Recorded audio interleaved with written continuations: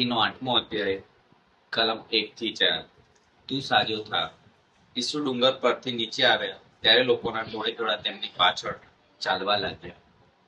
ત્યારે એક કોઢિયો તેમની પાસે આવ્યો અને પગે પડીને બોલ્યો, પ્રભુ, આપ જો ઈચ્છતા હો તો મને સાજો કરો, એમ છો? ઈસુએ હાથ લંબાવીને તેને સ્પર્શ કરીને કહ્યું, હું તો ઈચ્છું છું, સાજો થા। અને તે જ ક્ષણે તે સાજો થઈ ગયો। પછી ઈસુએ તેમને કહ્યું, જોજે કોઈને કશું કહેતો નહીં। સીધો જઈને પુરોહિતને તારું શરીર બતાવ અને મોશેએ ફરમાવેલું નિવેદન ધરાવ।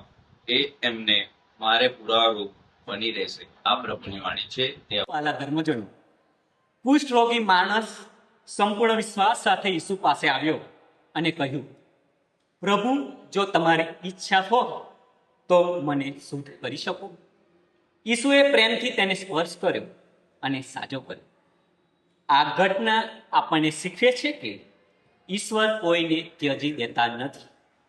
જ્યારે આપણે વિશ્વાસથી તેમની પાસે જઈએ છીએ ત્યારે તેઓ આપણને નવી આશા અને નવી શક્તિ આપે છે।